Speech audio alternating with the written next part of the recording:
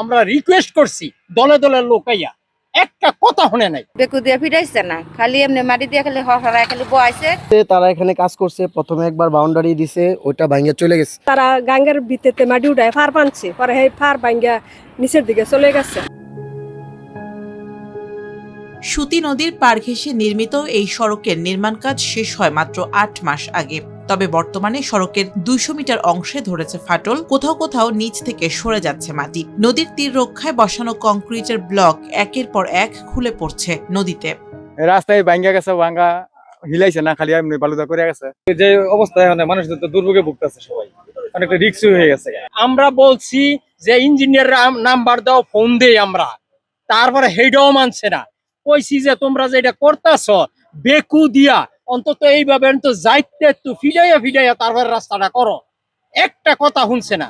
এমন চিত্র গাজীপুরের শ্রীপুর উপজেলার রাজাবাড়ী দমদমা আঞ্চলিক সড়কে। গাজীপুর জেলা শহরের সঙ্গে সহজ যোগাযোগ নিশ্চিত করতে প্রায় ৯ কোটি টাকা ব্যয়ে নির্মাণ করা হয় ৫ কিলোমিটার দীর্ঘ সড়কটি, কিন্তু নির্মাণ কাজ শেষ হওয়ার কয়েক মাসের মধ্যেই বেহাল অবস্থা এর।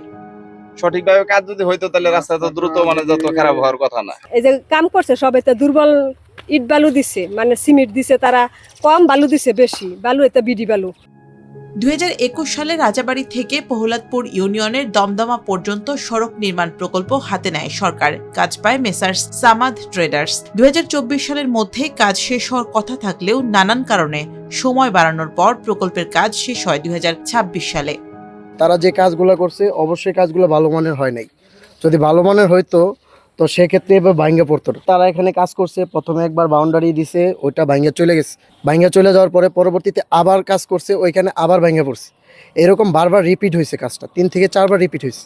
তো এখন এটা রিপিট হওয়ার পরবর্তী সময়েও দেখা গেছে কি যে যখন তারা সর্বশেষ ফিনিশিং দিছে তারপর এটা চলে গেছে। আমরা রিকোয়েস্ট করছি দলে দলে লোকাইয়া একটা কথা শুনে নাই। একটা সুপারভাইজার আছিল যেটা না ফিল্ড অফিসার, এটা কোনো মানুষের জাতই না।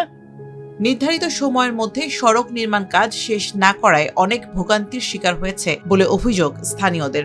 একই সঙ্গে ঠিকাদারের বিরুদ্ধে নির্মাণ কাজে অবহেলার অভিযোগও করেছেন তারা। যদিও ঠিকাদার প্রতিষ্ঠান বলছে সর্বোচ্চ মান নিশ্চিত করতে গিয়ে ৯ কোটি টাকা ব্যয়ে সড়ক নির্মাণে লোকসান গুনতে হয়েছে ৪ কোটি টাকা। ওইখানে কাজের কোনো নিম্নমানের কোনো কাজ হয় নাই, একেবারে হাই কোয়ালিটির কাম হয়েছে। কনসালটেন্টের টিম দাঁড়াই থাকে কাম করাইছে, ওই কাজ আবার ৪ কোটি টাকা লস হয়েছে। এখন ওই কাজটার সাইডটা হইলো ওইটা একটা খাল আছে, সাইডটা বেশি বৃষ্টির কারণে সাইডে খালে হয়তো একটু কাটিং হয়েছে, এই জন্য তো সমস্যা নাই। এখন হয়েছে আমরা আমাদের এখানে জামানত আটকা হয়েছে, এখনো ১.৫ কোটি টাকা জামানত আটকা আছে। আমাদের কাজ ভাঙুক জামানত, আমাদের এটা ঠিক করে দিয়ে আমাদের জামানত তুলতে হবে, তাছাড়া অফিস আমাদের জামানত দিবে না। সড়কের নকশা ও পরিকল্পনাতে ত্রুটি ছিল বলে জানায় কর্তৃপক্ষ। আর অল্প সময়ের মধ্যে সড়কের এমন বেহাল দশার জন্য অতিবৃষ্টি ও নদীর পাড়ের অবস্থানকে দায়ী করছে এলজিইডি। একই সঙ্গে আশ্বাস দিলেন সড়ক মেরামত করা হবে ঠিকাদার প্রতিষ্ঠানের জামানতের টাকা দিয়ে। প্রাকৃতিক দুর্যোগের কারণে হচ্ছে, অতিবৃষ্টি হচ্ছে। অতিবৃষ্টিতে আপনারা দেখেছেন যে খালের পানি অনেক উপরে উঠে এসেছিল। এছাড়া আসলে নদীর পাড়ে এতটা পানি আসলে আমাদের যে ব্লকের যে ডিজাইন, এটা আসলে ৪ ইঞ্চি ব্লক, তো এটা এরকম পানি আসলে এটা রাখা একটু কঠিন হয়ে যায়। আমাদের ঠিকাদারের যে কোনো কাজ করলে ১ বছরের জন্য জামানত সংরক্ষিত থাকে, তার এই জামানত সংরক্ষিত আছে। এই আমরা সাইটটা ভিজিট করলাম, ঠিকাদার এখানে লোক পাঠাবে, তার লোক দিয়েই এই জামানত, যেহেতু সময়টা এখনো রয়ে গেছে, সে নিজস্ব ব্যবস্থাপনায় কাল থেকে কাজ শুরু করবে এবং এই অংশটা ঠিক করে দিবে।